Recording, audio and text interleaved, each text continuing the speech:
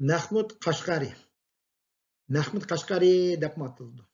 Miladi 11. asrlarda yaşayan büyük Uyghur alimi. Leksikograf şunası. Onun en meşhur bo'lgan asri Divanu Lug'at Türk yoki Türk tilla divanidir. Mahmud Qashqarining miladi 1800-yili bugungi Qashqar shahri Opal yezisi Oziq kentida tug'ilgan deb isbotlangan. Qaraxoniylar xon jamiyati avlodi ekanligi aniqlangan. U Uyg'urlar ichidan chiqqan büyük alim, adib, dunyo selishtirma tilshunoslikning asoschisi deb tanildi. U taxminan 1800-yili tug'ilib, 1105-yili 97 yoshida vafot bo'lgan. Hayotida nurg'un asarlarni yozgan talib va ko'plagan shogird yetishtirib chiqqan. U milodi 1072-yildan 1074-yillar orasida Abbasitlar xalifaligining poytaxti Bag'dodga berib, tadqiqot ilib berib, dunyoviy shonliq asri Divanu Lug'at Türkni tamomlagan. BDT tarafidan 2008-yilni dunyoviy Mahmud Qashqari yili qilib bekitilgan. Tövende Divanu Lug'at Türk'ten ilingan 2 abzasni o'qirmanlarga o'qib beraman. Türk xalqlari va qabillar to'g'risida. Türklar aslida 20 qabildir. Ularning hammasi Tangri aziz ko'rgan Nuh payg'ambarning o'g'li Yapes va Yapesning o'g'li Türkka berib taqildi. Bu Rum avlodining Tangri aziz ko'rgan İbrahim payg'ambarning o'g'li Issoq va Issoq o'g'li va Isu o'g'li Rumga berib taqalganiga o'xshaydi. Her bir Türk qabilasining birmuncha urug'lari bo'lib, ularning soni ulug' Tangrining o'ziga ma'lum. Men bulardan asosiy va ana qabillarni yozdim. Urug' aymoqlarini tashildim. Kishilarda Oğuz Türkmenlerini bilishga ehtiyoji bo'lganligi uchun shularningla urug'larini, mollariga bosadigan tamg'illarini ko'rsatdim. Mayli musulmon bo'lsin yoki bo'lmasin, Rum o'lkasining yenidan kun chiqishga qarab ketgan tartib bo'yicha sharqdagi turk qabillarining tura joylarini ko'rsatib o'tdim. Rumga hammadan yaqin joylashgan qabila Pechenek, ondan qolsa Qipchoq, Oğuz, Yamak, Boshqirt, Basmil, Qoy, Yabaqu, Tatar, Qirg'iz qabillaridir. Qirg'izlar Chinga yaqin joylashgan. Bu qabillaning hammasi Rum o'lkasi yenidan sharqqa qarab shu tartibda so'zilgan. Ondan Chegil, To'qsi, Yog'ma, O'g'roq, Karuq, Chumul, Uyg'ur, Tang'ut, Xitoy qabillaridir. Xitoy Chin demektir. Ondan Tavg'och, bu Machin demektir. Bu qabillar janub bilan shimol o'rtasida yashaydi. Ularning joylashgan o'rinlarini mushu doirada bir-birlab ko'rsatdim. Türk tillar to'g'risida. Eng uchuq va to'g'ri til faqat shu birli tilni bilib, farislar bilan aralashmaydigan va chet ellar bilan berish kelish qilmaydigan kishilarning tilidir.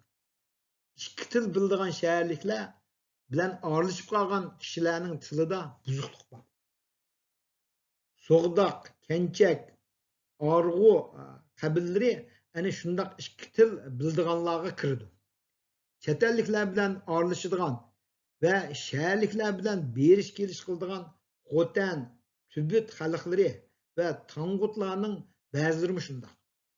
Bular Türklar eliga keyinroq kelgan. Bularning tillarini öz o'rnida ayrim yozaman. Yaponiyaliklar jiroqqa joylashganligi, Machin bilan ularni cho'ng dengizlar ayirib turganligi uchun ularning tillari bizga ma'lum emas.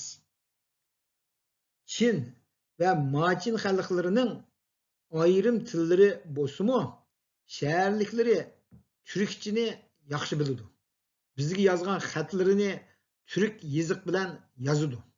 Shuningdek, orada cho'ng sepil va Chin yindiki tog' dengizlar bo'lgani uchun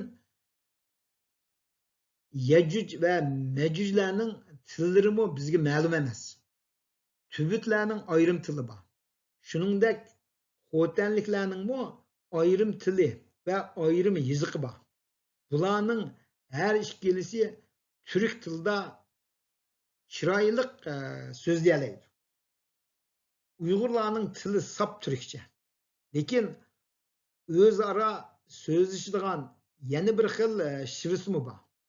Uyg'urlar kitobning bosh qismida ko'rsatilgan 24 harfdan iborat turk yoziqini qo'llanadi.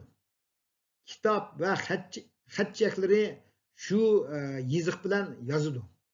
Uyg'urlarning chinliqlarninkiga o'xshaydigan yana bir xil yoziqimi bor. Rasmiy xatchak va hujjatlarini shu yoziqda yozadi. Bu yoziqni musulmon bo'lmagan Uyg'urlar bilan chinliqlardan boshqalar o'qiolmaydi. Men yuqorida shahar xalqlari to'g'risida so'zladim. Sara qir xalqlaridan cho'millarning tili alohida bir til bo'lib, ular turkchani yaxshi biladi. Xay, Yabaqu, Tatar, Basmil qabillarimi shundoq. Ularningmi har birining o'ziga xos tili bor. Jumladan turkchani yaxshi biladi.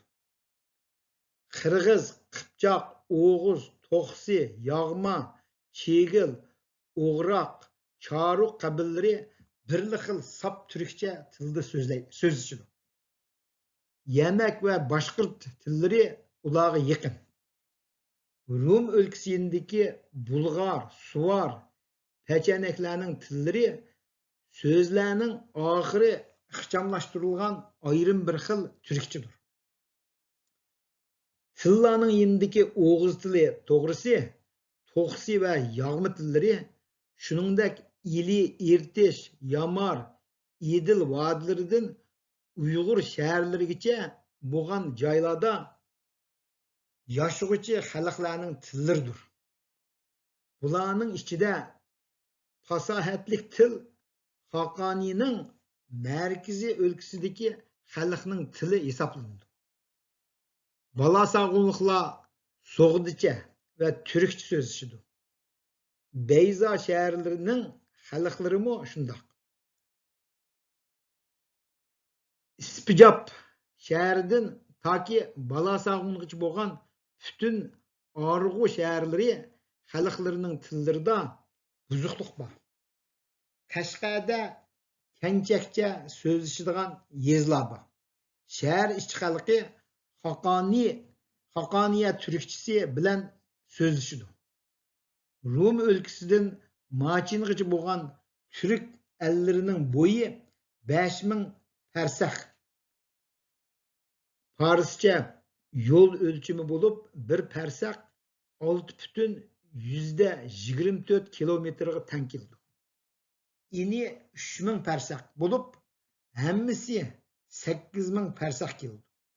Bularning o'rnini aniq bildirish uchun hammasini yer yuzi shaklidagi doir ichida ko'rsatib o'tdim. Bu Mahmud Qashqariyning shu Divoniy lug'at turkda nashr qilgan bir xarita.